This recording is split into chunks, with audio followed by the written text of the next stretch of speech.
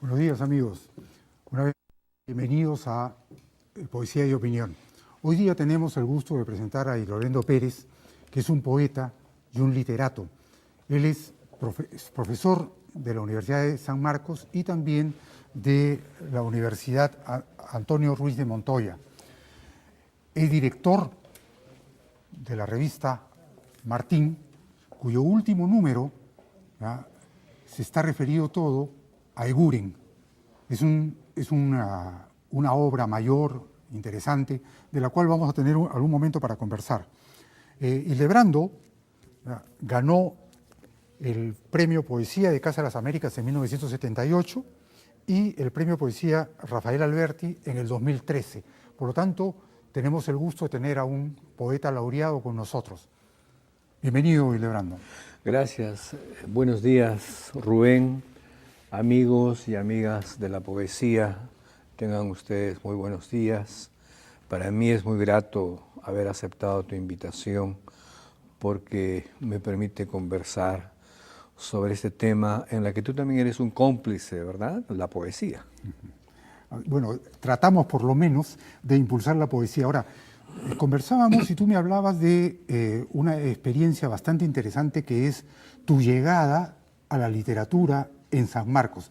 Cuéntanos un poco cuál ha sido esa experiencia, esa vivencia y sobre todo con quiénes formaste parte de esa generación del 60 con la que normalmente se te vincula. Sí, te agradezco la pregunta porque esto me permite a mí rememorar algunos años ya bastante atrás en el tiempo, cuando en 1961 ingresé a la Universidad Nacional Mayor de San Marcos. Es verdad lo que dice Octavio Paz, ¿no?, cuyo centenario también estamos celebrando este año. Octavio Paz dice que la mejor biografía de un poeta está en sus versos. Aún así, cuando es verdad lo que dice Paz, debemos también recordar que el testimonio, las vivencias que uno tuvo, de alguna manera dan pistas para entender nuestro discurso o el mundo que aflora en nuestros versos.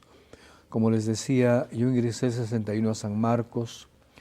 Tuve como realmente una fortuna, una dicha de tener profesores como los poetas Washington Delgado, Javier Sologuren, Francisco Bendezú, y estudiosos de la literatura como Alberto Escobar.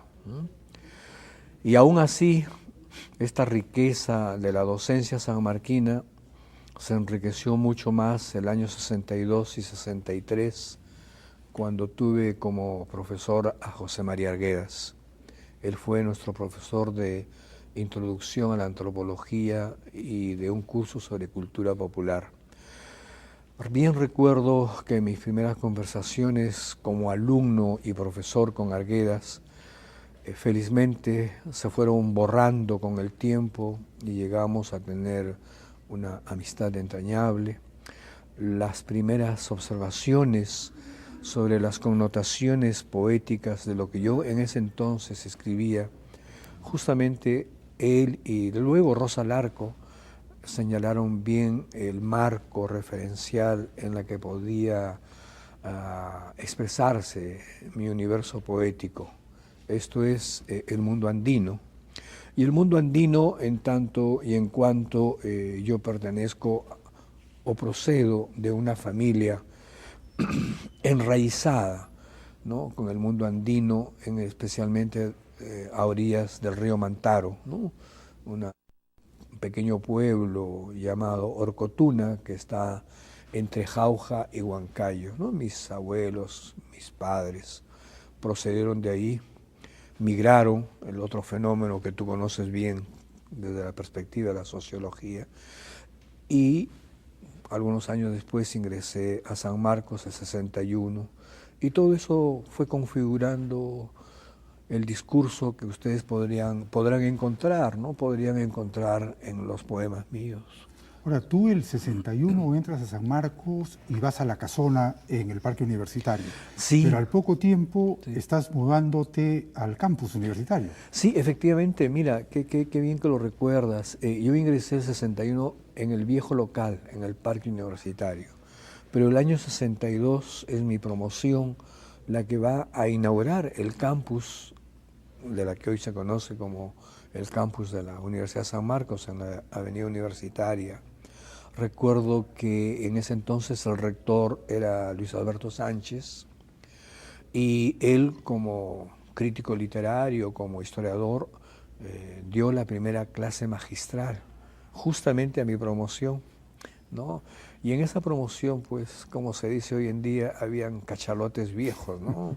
Que se habían trasladado de la Católica a San Marcos. Es decir, te hablo de Antonio Cisneros, ¿no? Luis Enrique Tor, Luis Hernández, Marco Martos, que hoy son figuras notables de la poesía peruana y latinoamericana. Entiendo incluso. que Javier Heró también estuvo entre esos. Efectivamente, Heró se había trasladado ya el año 62 a la Facultad de Derecho, ¿no? Sí. Y bueno, aún seguía ligado a la Católica, pero ya estaba inscrito para estudiar Derecho justamente en San Marcos, ¿no? Luego vinieron otras promociones en las que estaban Miguel Gutiérrez, Gregorio Martínez, Antonio Galvez Ronceros. Imagínate qué fortuna la mía particularmente de haber tenido profesores, haber tenido un magisterio realmente extraordinario con los poetas que he nombrado, y la complicidad y la amistad y las lecturas, las conversaciones tempranas, ¿no? Bordeábamos los 19, 20 años en esos momentos, conversar pues con los que hoy son figuras notables de nuestra literatura. Tú ganas el 78 el premio Casa de las Américas. Sí, es verdad. Y lo ganas creo que con Aguardiente, que es Sí. Curiosamente el poemario central que dirige prácticamente tu obra. Cuéntanos un poco cómo es, qué pretende, por qué el nombre Aguardiente, que suena bastante convocante, sobre todo para Ardiente. un joven, sí. Cuéntanos un poco de dónde sale el nombre y qué poesía haces acá en Aguardiente. Bien, gracias por recordar el nombre de mi primer libro, y único en verdad, y luego explicaré por qué.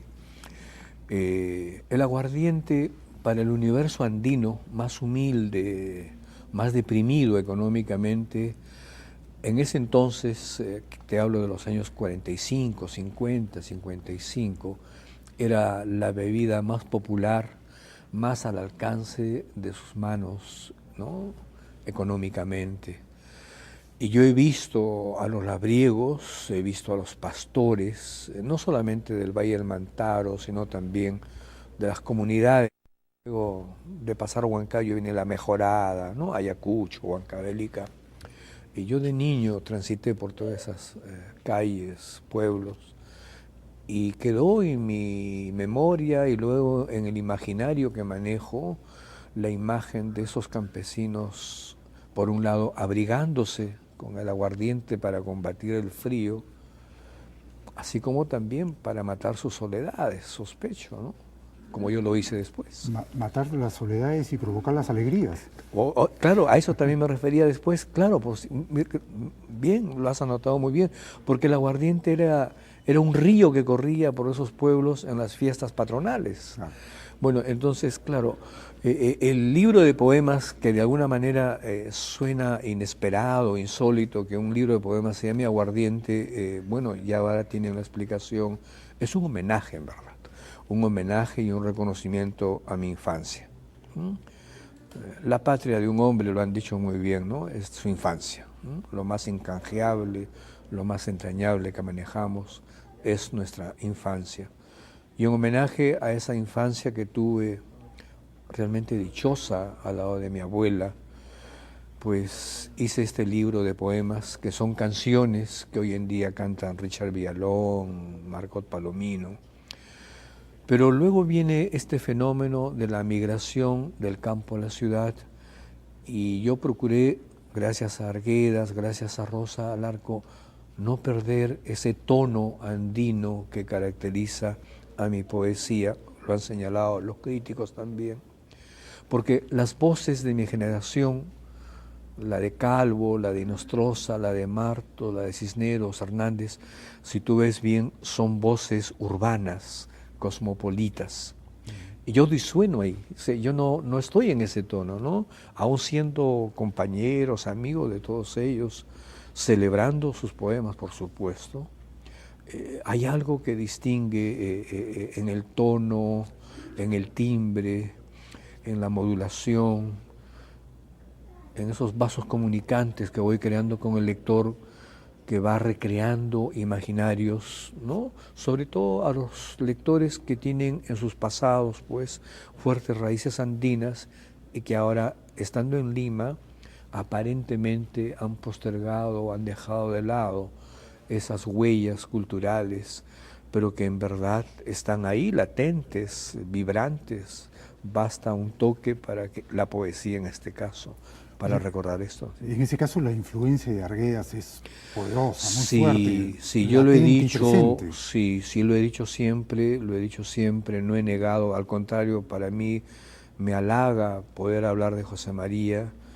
Conozco desde el año 61 a José María, he estado muy cerca a él, como pueden atestiguarlo muchos amigos de la época, no solamente profesor, sino como amigo, ¿no? Entonces también Rosa Larco, la musicóloga, que incluso ella ha musicalizado algunos poemas a manera de suite, ¿no? Una composición sobre mis poemas, ¿no? Sí, sí. Lo importante aquí, y quiero destacarlo, que tú nos cuentes el secreto, Aguardiente de 1978 es una obra delgada. Sí, Pero sí. Aguardiente Forever, ¿ya? Años después, es una obra totalmente distinta, engrosada. Sí. Entonces, explícanos cómo pasas de un aguardiente al otro aguardiente, y creo que hay uno intermedio. Sí, hay, hasta la fecha tengo 5 ediciones de este libro. La primera edición se hizo en La Habana, en Cuba, cuando obtuve el premio Casa de las Américas. Hay una edición primera que se hizo en Lima el año 82. Y esta es la tercera edición que se hizo en Francia el año 92. Y la cuarta y la quinta es esta edición de 2008, en la que justamente en esta edición voy a cambiar muy sutilmente el título del libro, ¿no? El libro inicialmente se llama Aguardiente y otros cantares, hasta la cuarta edición. Pero a partir de la quinta y las otras ediciones se llamarán Aguardiente Forever, ¿no? Aguardiente por siempre, ¿no? O hasta siempre. Te explico lo siguiente, y también a los amables, ¿no?, amigos que nos están viendo. En realidad recurrí a una vieja técnica que está dentro de la poesía y dentro del canon de Occidente. Walt Whitman, ese gran patriarca de la poesía norteamericana, cuando publicó Hojas de Hierba, apenas era un opúsculo de 50 poemas, mucho más fino, más delgado que esto. Pero cuando termina de editar Hojas de Hierba, imagínate, tiene como 800 o 1000 páginas. Lo mismo ocurrió con la poesía de Jorge Guillén. Su primer libro, Cántico, hasta el último libro que publicó, siempre se llama Cántico. Pero conforme pasaba el tiempo, él iba agregando cuadernos, libros, pero bajo un solo título. La variante mía, personalmente, es que conservo el título, pero un poco lúdicamente, que ha dado lugar también a malas interpretaciones. Es decir, de este primer libro que está publicado en La Habana el año 78, ¿no?, he conservado 2 o 3 grupos de poemas. Todos los demás los he sacado, he incluido. En la segunda edición he vuelto a sacar y he vuelto a incluir nuevos cuadernos. O sea, cada libro es a la vez el primero y es nuevo, es viejo y es renovado. Entonces, es la concepción cíclica del universo quechua. del manejo del tiempo en quechua. No es el tiempo lineal occidental, sino es el tiempo cíclico, el que comienza y termina, y lo que termina empieza de nuevo. Lebrando, verdaderamente un gusto tenerte contigo, nos has explicado una serie de cosas, ya el tiempo se nos fue sin sentirse. Es que no es cíclico, no manejamos el tiempo cíclico, ¿no? Y nosotros, estimados amigos, nos veremos en el próximo programa de Poesía y Opinión, ya, el segmento de Cinema Paradiso con Gabriel Quispe continuará con ustedes. Será hasta otro momento. Gracias por estar allí.